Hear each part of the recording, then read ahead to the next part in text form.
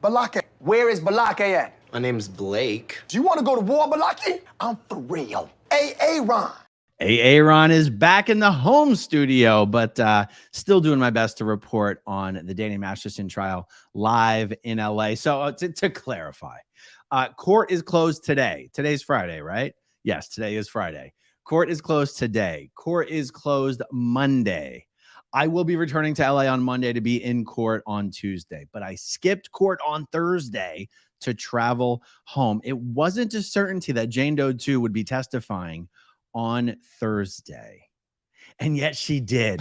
And unfortunately, I missed the entire direct examination. Fortunately, cross-examination is not complete, and Jane Doe 2 will still be on the stand on Tuesday. This title is this video is titled Day 9 Recap. Day 9 was yesterday.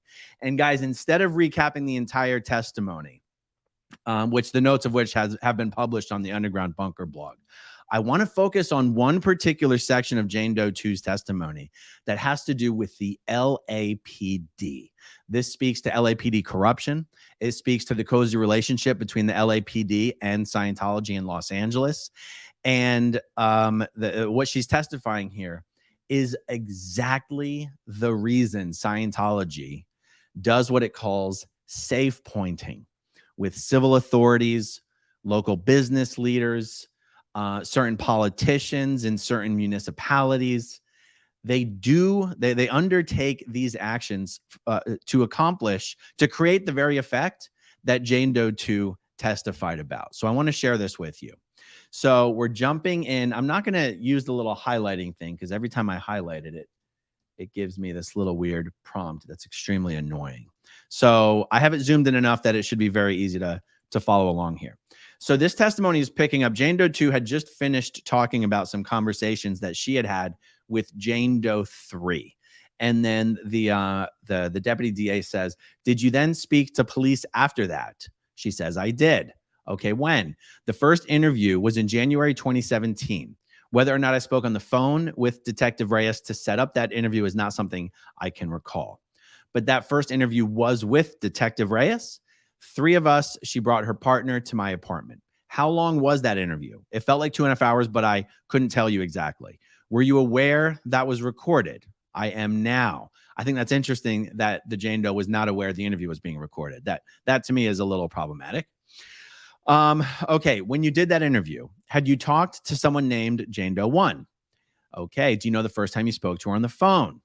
Okay, we're going to move forward a little bit here. Okay, when you first spoke to Reyes and Villegas, see, there's a Reyes, there's a Vargas, there's a Villegas. It's hard for me to visualize any of these conversations with the police officers because in the courtroom, they have never shown any of the photos of the police officers, and they all have names that sound somewhat familiar. It's actually maddening. Okay, when you first spoke to Reyes and Villegas, was that the first time you Was that the first time you talked to law enforcement about this? Yes. How are you feeling? Pretty nervous, and I was uncomfortable. I don't know these people, and I'm telling them about something very graphic, painful, and I'm trying to recall it for the very other times when I thought about it, I wasn't thinking of it in detail. I wanted to quickly move away from the thought, not go through it with a fine-tooth comb. I hadn't done that before. Had you ever been asked what Detective Reyes asked before that? No. Did you feel comfortable speaking to the police? No. Okay, why not? Well, in Scientology, I had already read, okay, it's bothering me that I have LAPD highlighted, so let me get rid of it. Okay.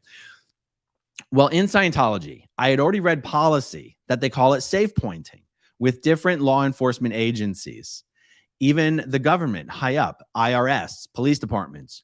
Orgs are instructed to do safe pointing. This means that in order to protect the church, you become friendly with, or you pay them to protect the church from any trouble.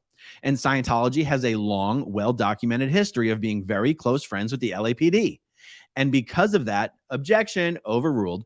Because I had read that on policy, I knew it was possible that I was not necessarily speaking to someone who was neutral. I knew it was a well-known thing, and it was talked about in Scientology.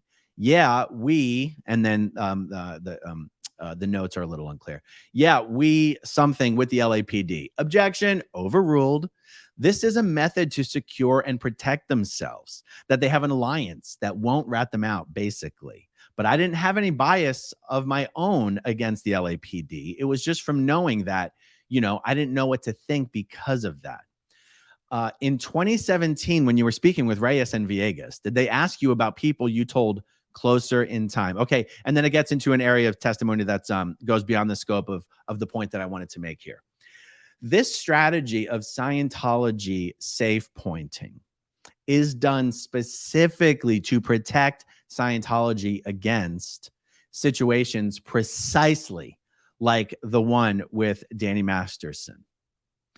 It is why Scientology hires off-duty Clearwater police and pays them 3 times the going rate for doing so to just do security at their private events in Clearwater, even though Scientology has its own private security force and does not need the assistance of the Clearwater police.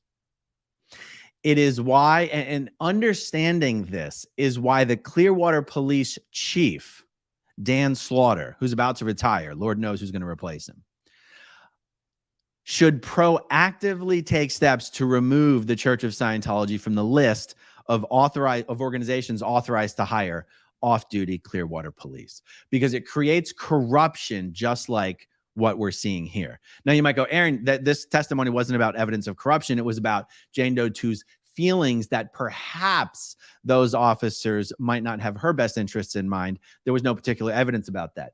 No. There isn't particular evidence with respect to these specific officers per se, but Corey Polka, it's either captain or sergeant, I don't know. It gets reported differently in different places.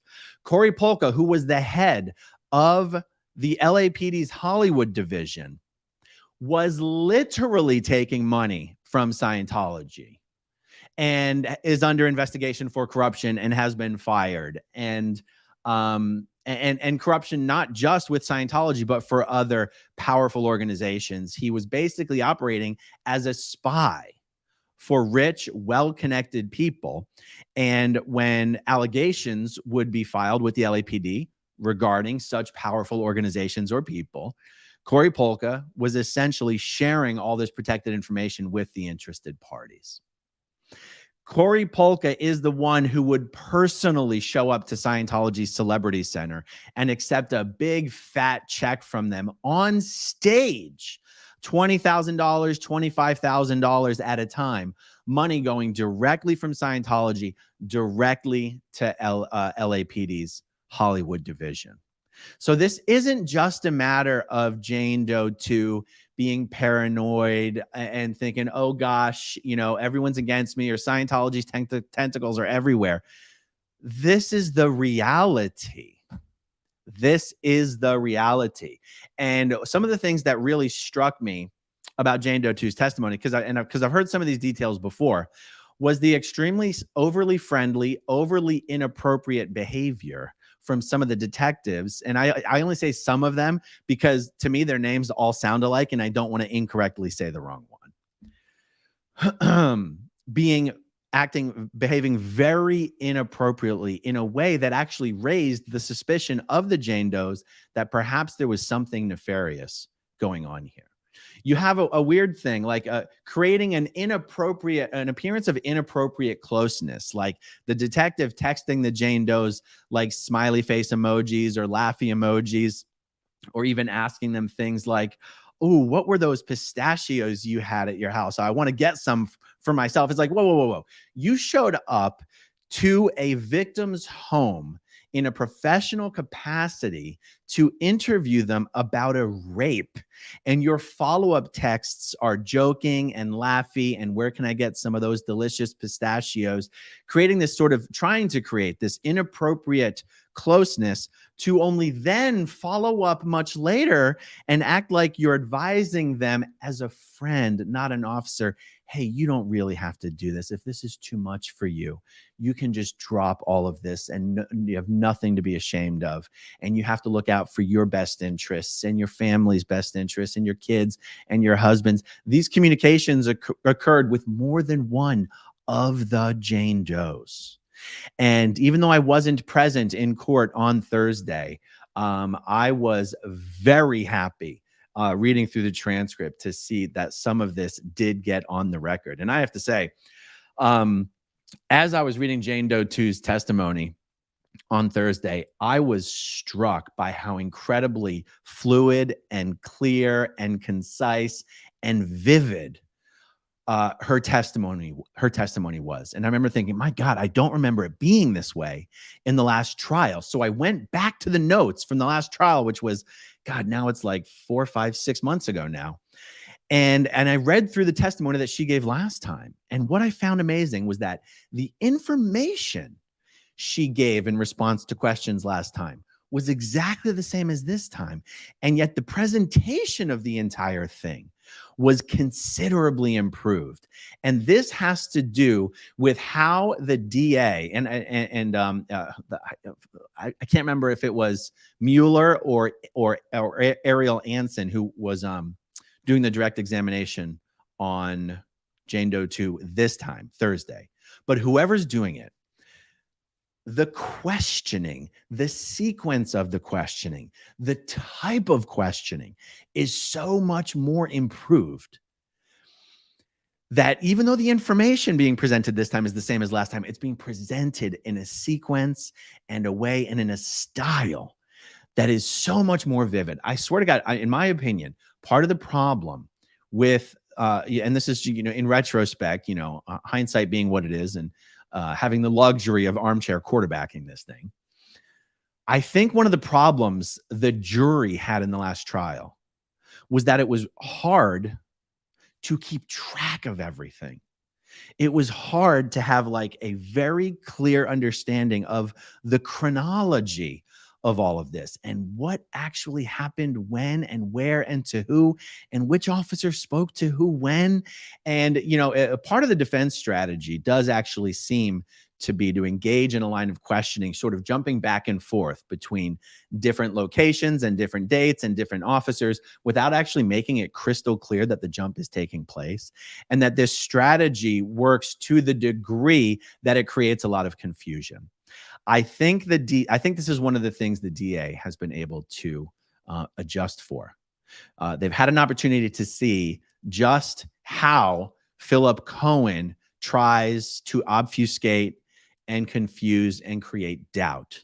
And I think they have compensated for that by not only presenting witnesses in a different order that makes much more sense, but questioning them in a way that elicits information from them in a way that makes more sense. So that's just my opinion on this thing, because people keep asking me, how do you think it's going? How do you think it's going? I think it's going great, but I thought it went great last time.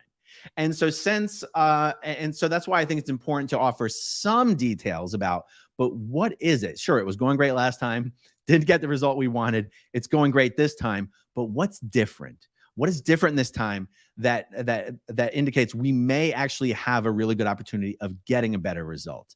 And it really is this point, guys. It really is this point of being able to follow what the hell is going on. The DA has been knocking it out of the park in that regard.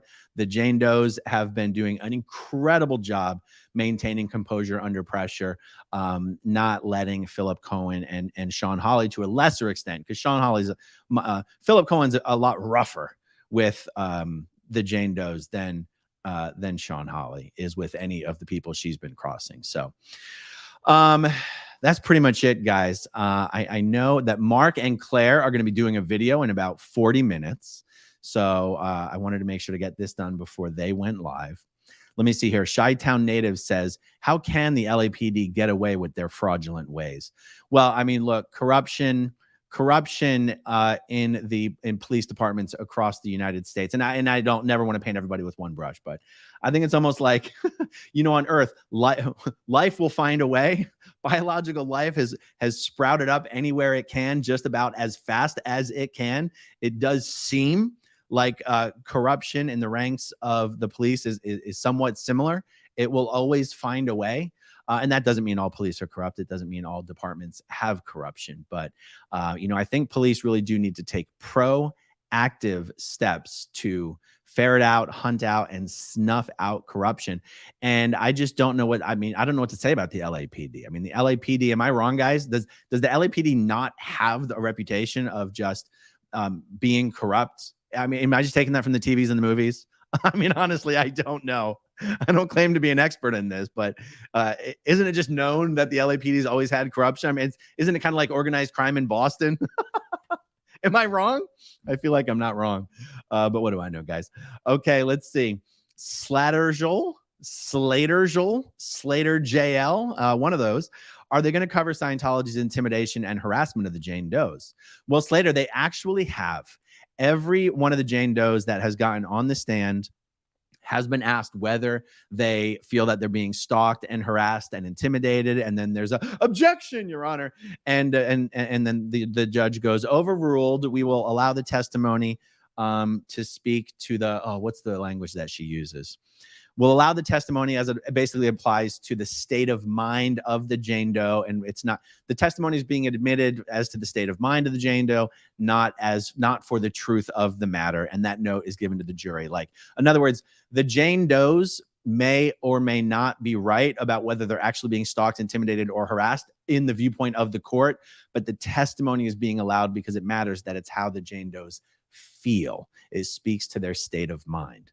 So it has come up, but realize, Slater, that there is a civil lawsuit that has been brought against David Miscavige and Scientology and Danny Masterson for the stalking and the harassment.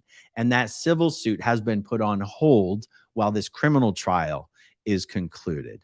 So not only has there been reference to the stalking and intimidation and harassment, there has also been limited reference to the lawsuit itself. But that's not something that you would expect to be taken up in this criminal trial, since Scientology isn't on trial in this criminal trial. So thank you for the question and the super chat, Slater JL. Okay, scrolling down, guys. I know I saw some other ones.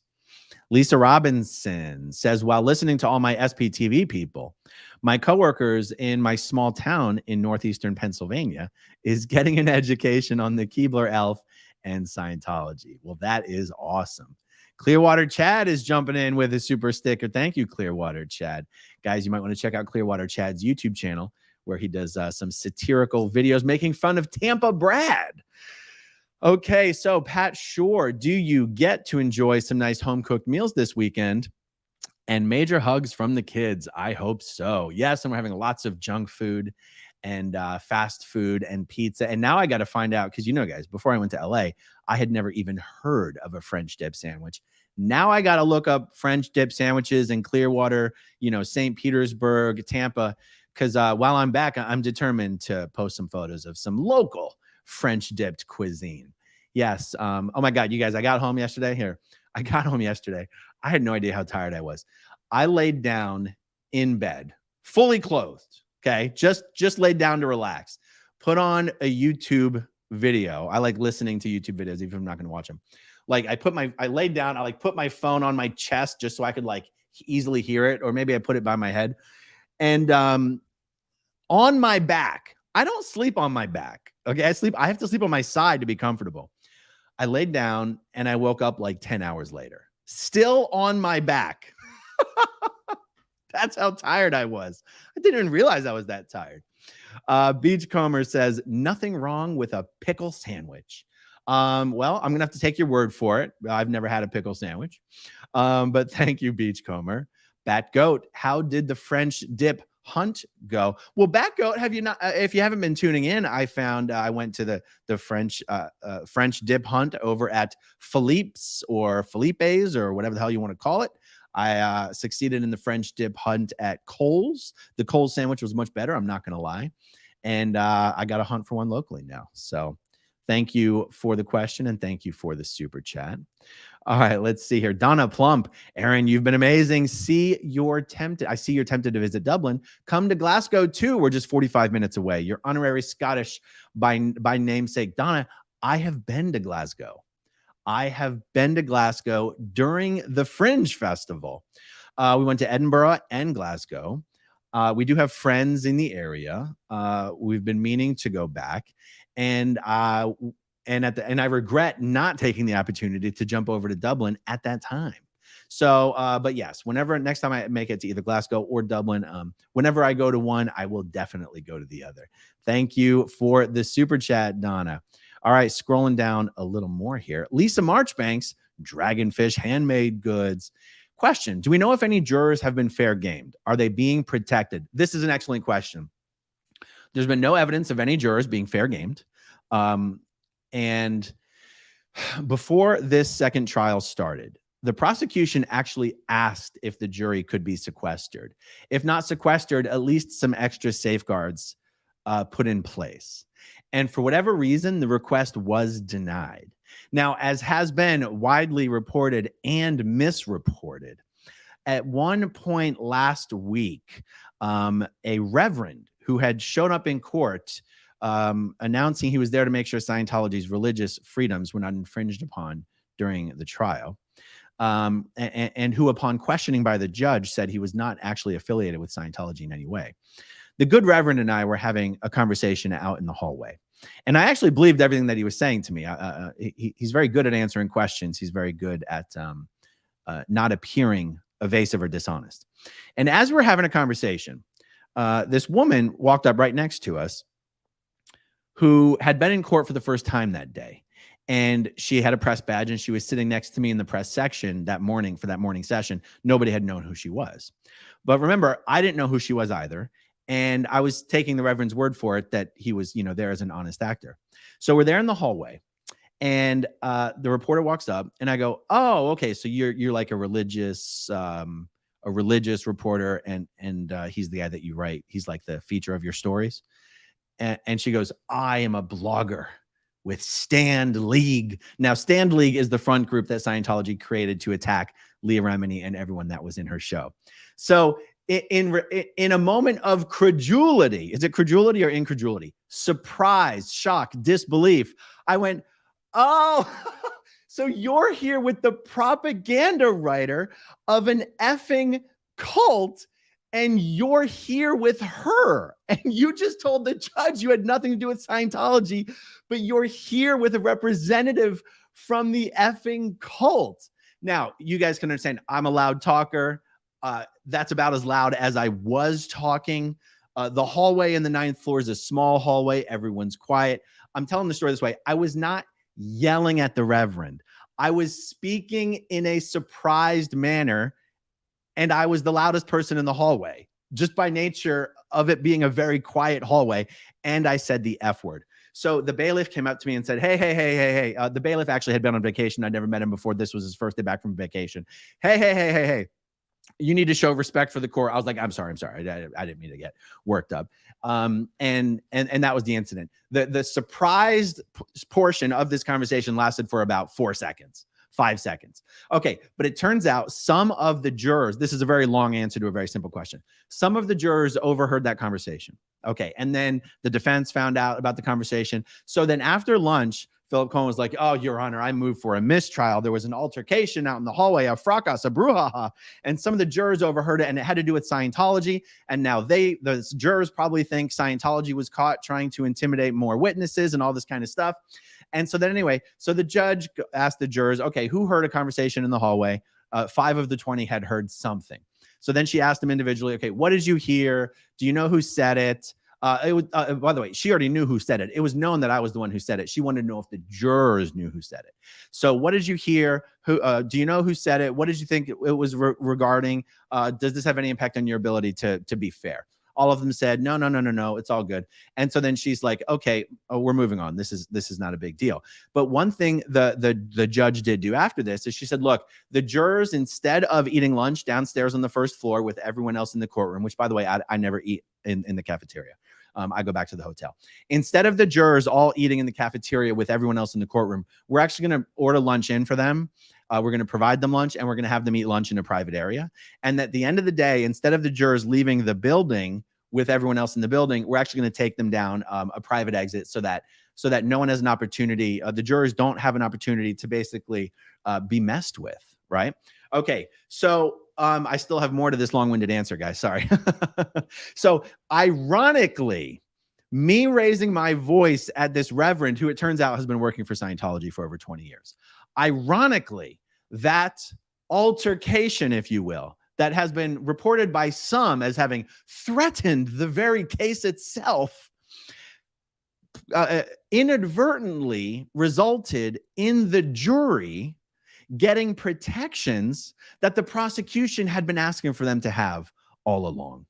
And then it's funny because and for the record, the Jane Does thanked me for that. Not that it was intentional, it was purely an unintended consequence. But for those out there who are acting like, oh, Aaron doesn't care about the Jane Does, Aaron's putting the Jane Does at risk, go F yourselves. You all know what you're doing. Okay. And if you think I'm talking about you, you're correct. Okay. So there was more to this answer, though. There was more to this answer. Oh, yeah. Philip Cohen, at the end of the day on Wednesday, said, Judge, Your Honor, I need to be heard on a matter after the jury had been dismissed. These protections, the jury's being punished by being sequestered, and they probably think it's to protect them from Scientology intimidation and harassment. But Scientology didn't even do anything. They're not even the ones responsible for this. In fact, it is no one but Mr. Aaron Smith-Levin has caused any trouble in the hallways. They probably think it was Scientology.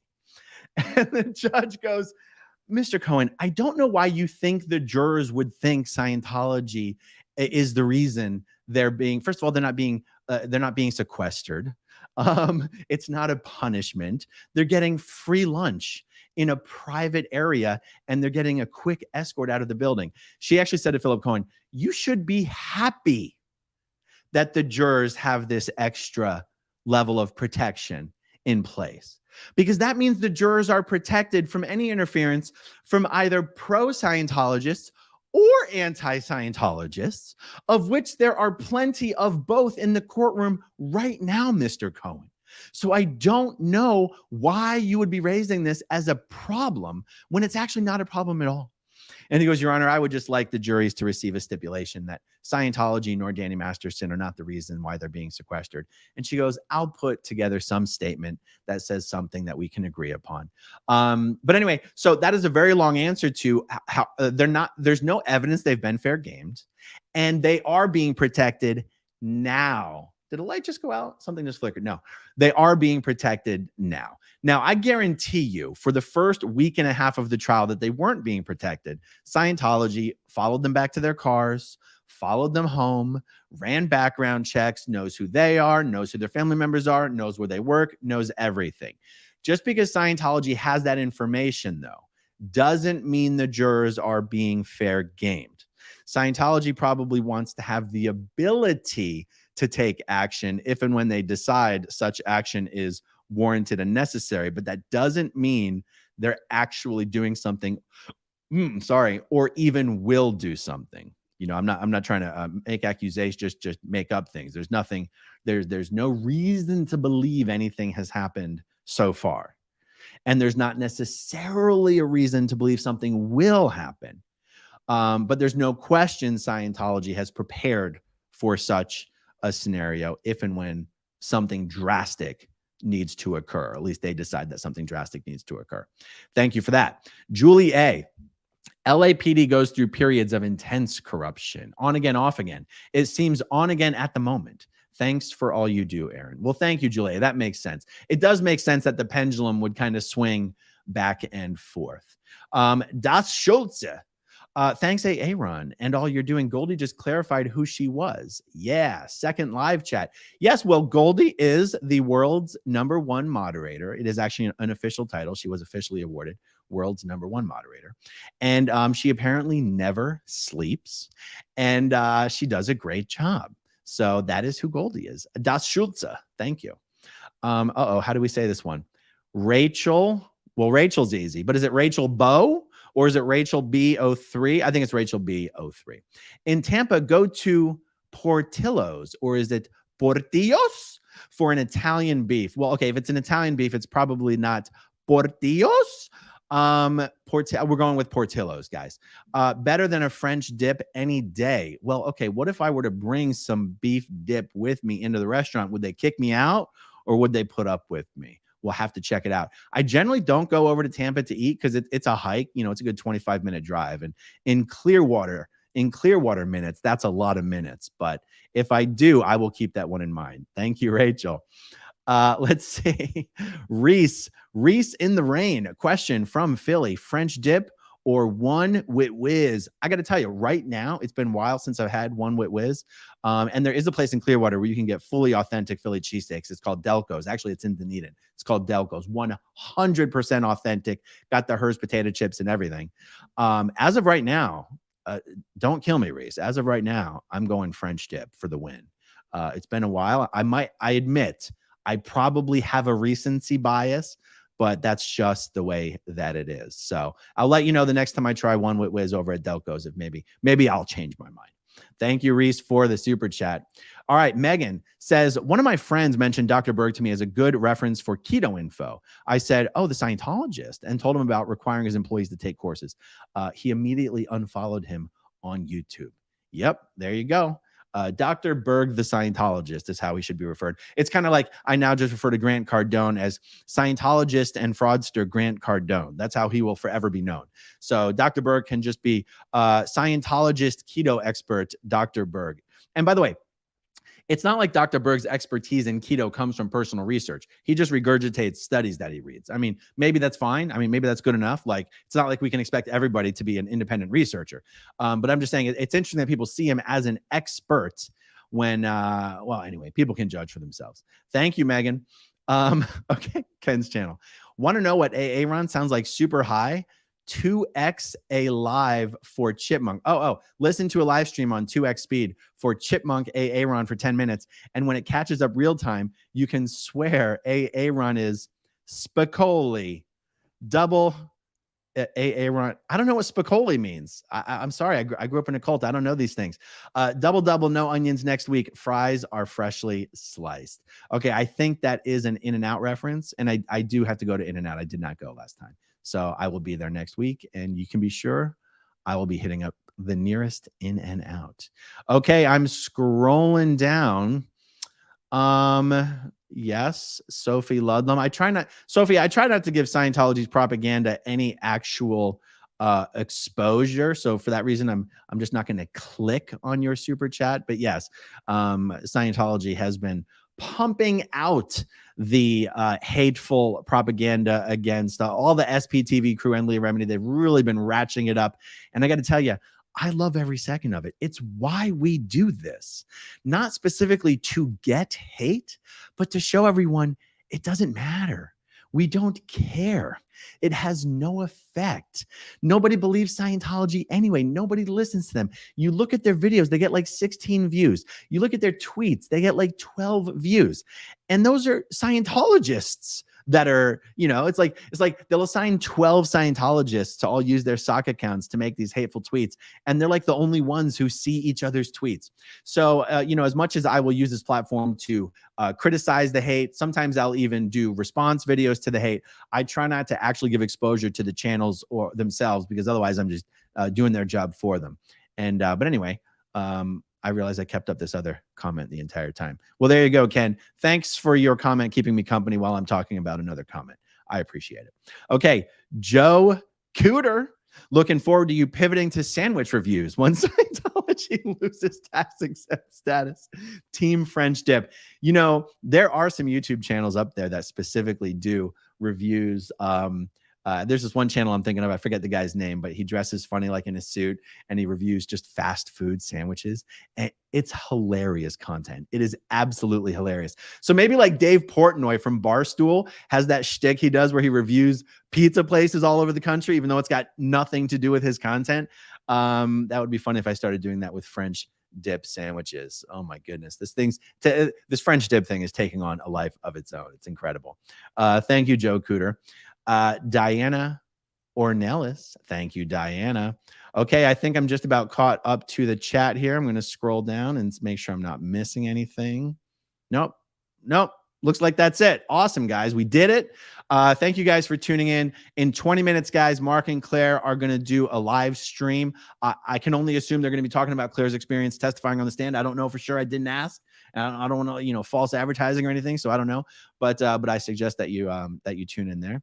Let me see. Let me get my little outro video ready. All right, everyone. Thank you so much. Thank you, everyone, for watching. Thank you to everyone who watches until the very end. And I'll talk to you guys soon. Okay, if you want to see my rock and roll songs, click right on this guitar. And if you want to see a different one of my videos,